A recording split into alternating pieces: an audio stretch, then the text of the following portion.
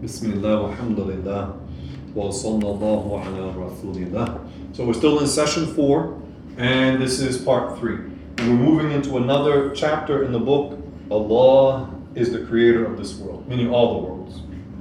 And there's a verse in the Quran, in Surah Ibrahim, verse 10, Afillahi shak. Verse 10.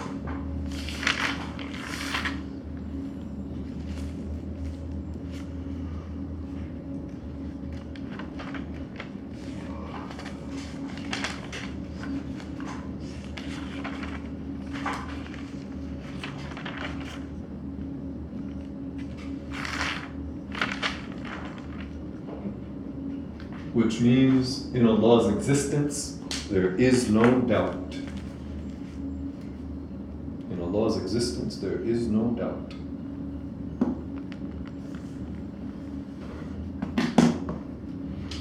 And the elementary proof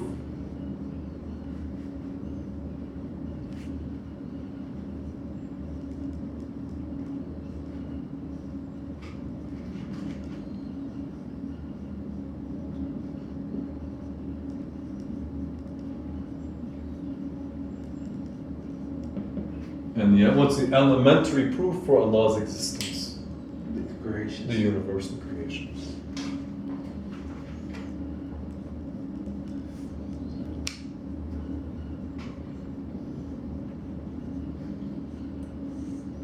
Inshallah, we're going to break all of this down. We talked about this in the first lesson, the first couple of lessons, when we talked about establishing the belief in God.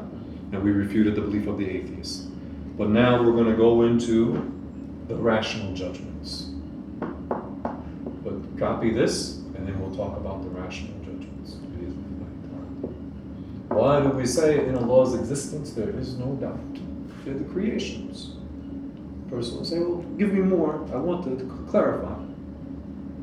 We know that, what did we say? The world can't be beginningless, and it can't be self-created. So it requires a creator. So now, inshallah, we'll talk about the rational judgments. This is very important to understand. And it will clarify a lot of the confusion that people have regarding the Creator. Alhamdulillah, we're going step by step. Inshallah, build strong, have strong foundation in the Aqidah. Inshallah, let's continue. So now we're going to talk about the rational judgments. I'm going to write it, copy it, and then inshallah we'll explain bi'idhnillah ta'ala.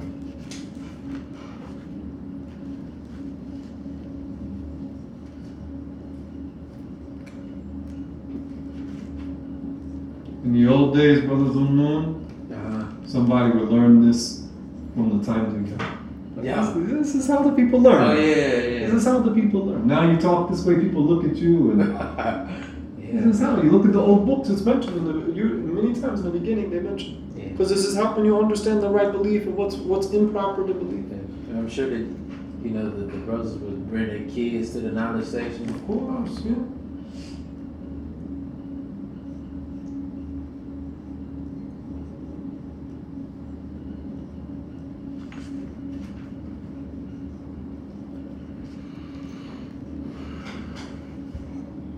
Some of your brothers have your hand be tired after this lesson doing all that right. Inshallah, they get the reward. Yeah, inshallah, good. Yeah, the hand and all these parts of the body will testify for us.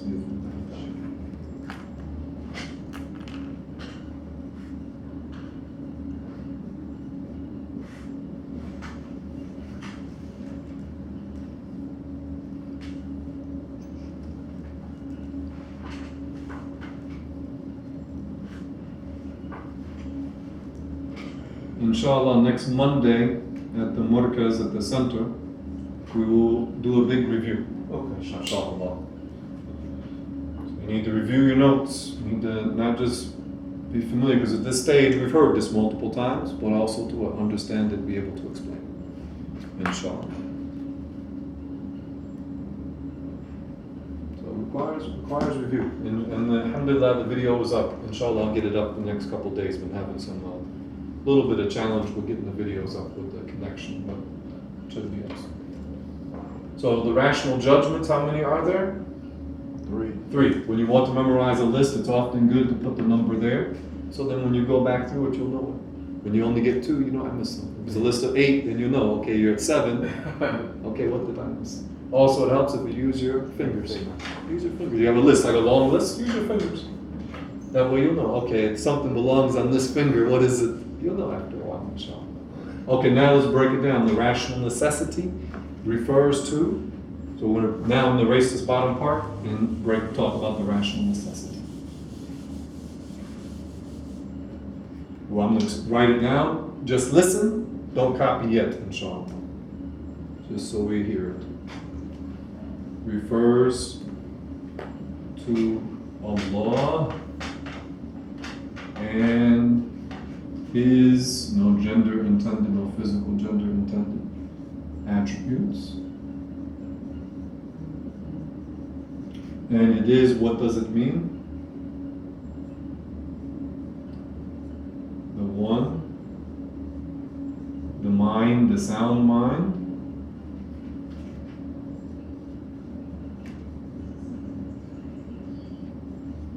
says must exist.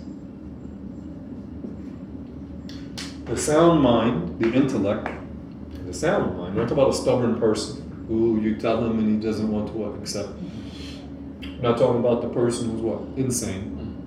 The sound mind says that there has to be a creator for the reasons we just mentioned. That the world exists. We know that for a fact. Yeah. What do we know? We said we know from the lessons before, the world could not be what? Beginningless. And it could not be what? Self-created. It cannot be.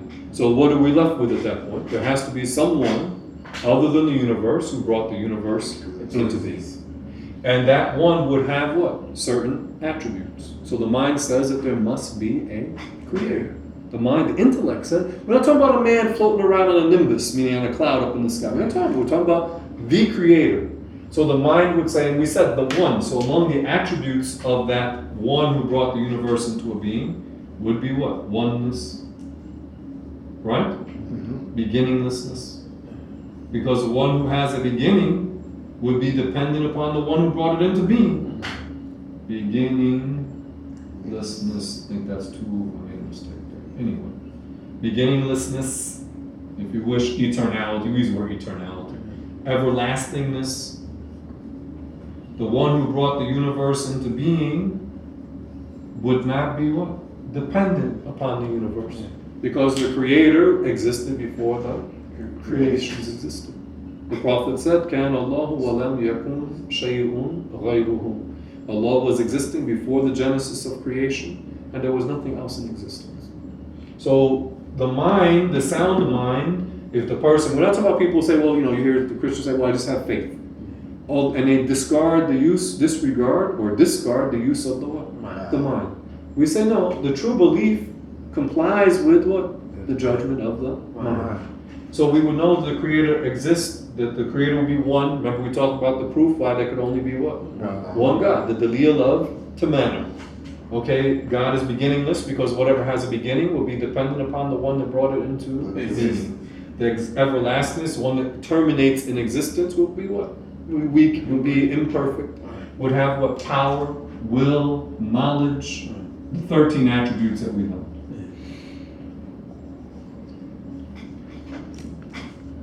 Is that clear? Mm-hmm. So the mind says, what does the intellect say? There must be a creator. And the creator would have necessarily what? Befitting attributes. These are some. I didn't write all 13, but some of the 13. Absolute non-neediness and non-resemblance.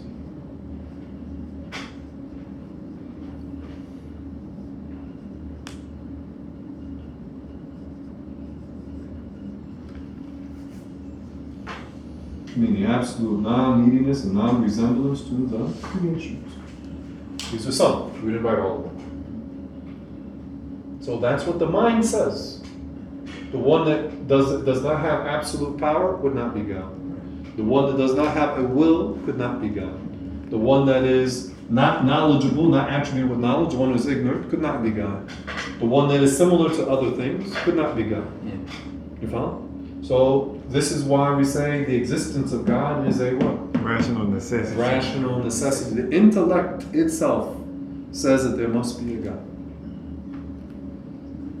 This is what the intellect dictates. The intellect dictates that there must be a creator.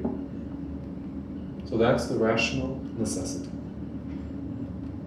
And again, when we speak of God, we're not talking about a man or a man-like creature. We're not talking about idols. We're saying the creator exists and is absolutely different from all the creations. That's right. The one. The one, the God, the one, Oh, okay. the sound mind Oh, okay. says must exist. Oh, okay. The one meaning God. No, it throws me off. Yeah. The one meaning God. The one, the sound mind says must exist. Our existence is not a what? Rational necessity.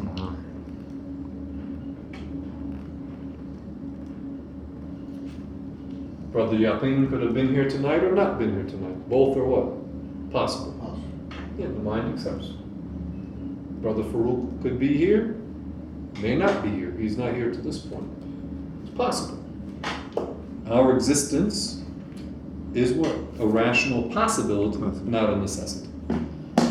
But the fact that anything of this world exists tells us that there has to be a creator.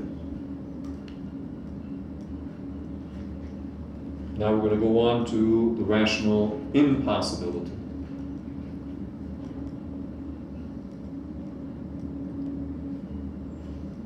We need to kind of go quickly, brothers, so if you can just take pictures, that will be better, inshallah.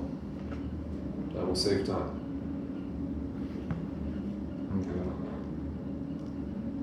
I'll take one.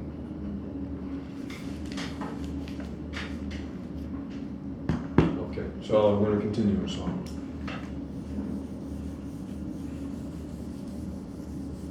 Brother Yaqeen.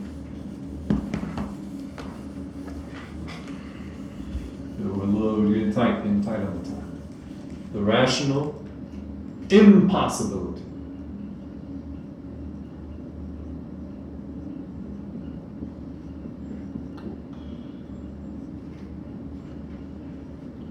That which the mind, meaning the sound mind, says or dictates it could not potentially exist under any circumstances. Again, take pictures, brothers. Don't worry about writing everything down so we can explain. Just take a picture. That which the mind says it could not potentially exist under any circumstances. It cannot possibly be. Like for what? We talk examples.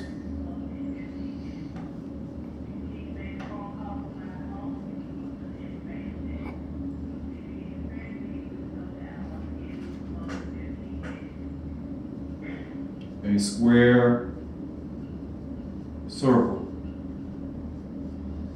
What's another example of a rational impossibility?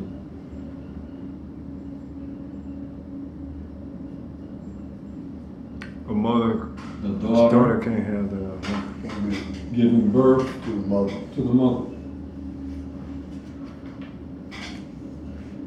And it's mad with it.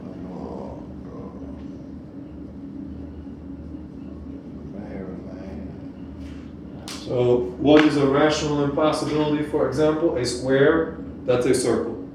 By definition, the square and the circle are not what? The same thing. The square is not a subcategory of the circle, and the circle is not a subcategory of the square. Right?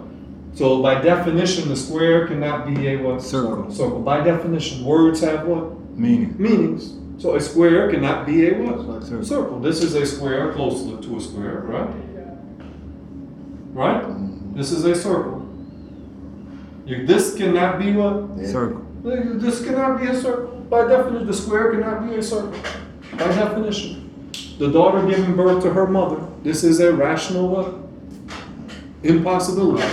And we mentioned, what was the other one we mentioned? The married Bachelor. The man bachelor. By definition, if he's married, he's not a Can't be a what? bachelor. He's not a bachelor. Married man If he's cannot be a bachelor, he's not what? Married. Married. Man, man. So we didn't mention it, but these are because by the meanings of the words, it's a what? Contradiction. Contradiction. The statement itself is a what? Contradiction. Contradiction. So these things these are what? Rational. Impossible. They are rationally impossible, or they fall under the category of the irrational impossibility. Is that clear? So lastly, let's finish up. Okay.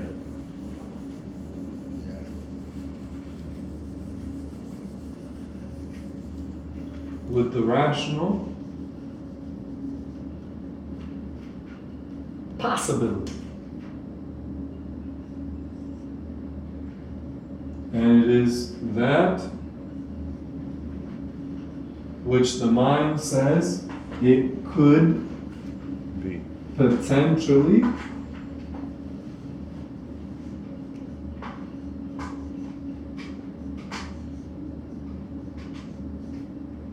exist. And we break that down into what? The customary and the what? Non-customary. Uncustomary. Inshallah, back in the day, the Muslim children used to know this. See how, because of the ignorance, it's like you're paralyzed. So that which the mind says that this thing has the potential to exist. So, and that what includes the customary things that usually happen, as well as the what? Uncustomary. Like, for example, the existence of the miracles of the prophets, the karamat, the extraordinary things that the ultra righteous people do. These things don't come, like the miracle of the water springing from between the prophet's fingers, sallallahu alaihi wasallam. The mind doesn't say that this is what? Impossible. It doesn't entail a what? Contradiction. It's just what? Uncustomary. It is contrary to the way things usually what? Happen. Is that clear? So that's why we say it could potentially exist. Okay? You can have, your mind accepts you could have a what? A horse that's what? Green and yellow polka dots. The mind what? Accepts it. I'm not saying it exists in reality, but the mind says that this thing could potentially what? Happen. It could exist. It could happen. So the customary, the norms, the things that usually happen, the uncustomary, like the miracles, because the materialists, the atheists, they will deny the existence of what? The miracles. On what basis in reality? Because they say it's illogical, it's irrational. It's not irrational. Because they don't understand that God is one, it seems irrational to them because they think that what? The material, the particles, because this is what the material things are made of, the what? Particles. They believe the particles are what create. And so they observe the particles usually act in a certain manner. So since they usually act that way, then they say they cannot act other than the way they usually act. But of course, common sense will tell you, well, the particles themselves cannot act on their own. They are controlled by a creator who wills for things to happen from what we can observe, usually to happen in a certain way. But they don't happen that way by necessity. The water freezes at 32 degrees Fahrenheit, usually. It does not freeze by necessity. It only freezes because at that temperature, because that's the what? Customary norm, which is by the will of Allah. So inshallah, next week we will continue on this topic. But we got it covered, alhamdulillah, and inshallah we'll go into a little bit more detail, bi'idhnillahi ta'ala. And we'll stop here, inshallah.